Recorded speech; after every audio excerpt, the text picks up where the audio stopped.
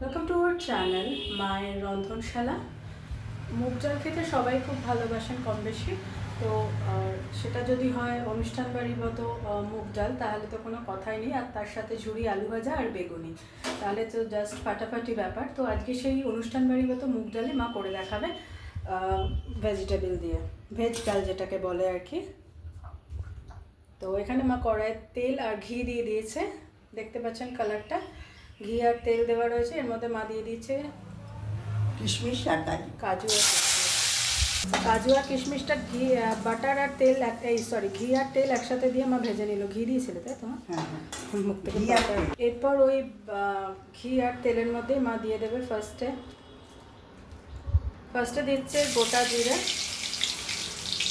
তারপরে দিচ্ছে শুকনো লঙ্কা, তারপরে দিচ্ছে তেজপাতা, এরপরে মা দিচ্ছে আদা বাটা। আপনারা চাইলে পুরো ঘিও করতে পারে, তাই না? মা ঘি আর তেল মিশিয়ে করেছে। এরপরে কাঁচা লঙ্কা কুচি দিয়ে দেবে। এগুলো ভালো করে ঘি আর তেলের সাথে মধ্যে ভাজা হয়ে গেলে এখানে মা কিছু ভেজিটেবল কাটস করে রেখেছে। তার মধ্যে রয়েছে গাজর, এটা বিনস মা, এটা বিনস, গাজর, বিনস, টমেটো আর ফুলকপি। তো এগুলো মা এবার এর সাথে ভেজে নেবে। প্রথমে দিচ্ছে টমেটো,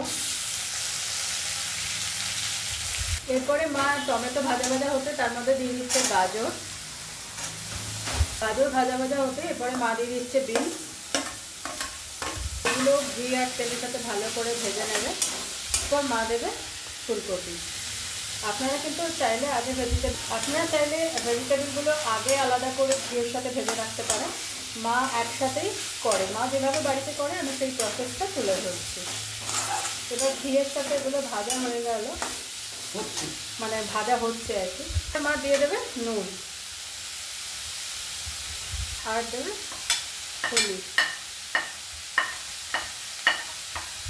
আচ্ছা, এইটা হচ্ছে মুগ ডাল 70% সেদ্ধ করে রেখেছি। আচ্ছা, এটা আগে বলে নিই, মা আগে ডালটাকে তেজপাতা দিয়ে ভেজে রেখেছে খালি কড়াইয়ে। মা আগে ভেজে নিয়ে তারপরে ধুয়ে তারপরে সেদ্ধ করেছে 70%।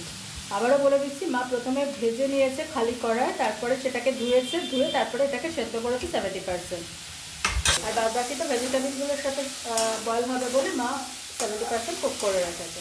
এরপরে মা দিয়ে দিচ্ছে চিনি। আপনারা যেরকম মিষ্টি খাবেন। হ্যাঁ, আর ডালটা ডাল তো একটু মিষ্টি দিতেই হবে। আর ডালটা ভাজা বা সেদ্ধ করা তো সবাই পারেন, তাই জন্য আলাদাভাবে মা আর দেখায়নি, মানে সবাই জানে না আর কি, পারে না, তাই জন্য মা আর দেখায়নি। তো সব একসাথে দেখলেন ঘি দিয়ে কষা হয়ে গেল। এরপরে মা যে ডালটা করে রেখেছিল সেদ্ধ করে সেটা দিয়ে দেবে। এখনও কিন্তু কয়েকটা ইনগ্রিডিয়েন্টস বাকি আছে। আচ্ছা, মা এবার লিড দিয়ে দিল, একটু বাদে ফিরে আসছে। আচ্ছা, এরপরে মা দেখেছিলাম লিড দিয়ে দিয়েছিল, এরপর লিড খুলে নেবে। আর মোবাইলটা আরেকটু এগিয়ে নিয়ে যাচ্ছে। দেখুন কীরকম সুন্দর কালার এসছে, কি সুন্দর একটা স্মেল বেরোচ্ছে। এখনও পর্যন্ত ইনগ্রিডিয়েন্টস বাকি আছে। কিশমিশ আর ঘিয়ে ভেজে রাখা কাজু আর কিশমিশটা মা দিয়ে দিচ্ছে। এরপরে মা দিয়ে দিচ্ছে গরম মশলা গুঁড়ো, এরপরে মা দিচ্ছে ঘি,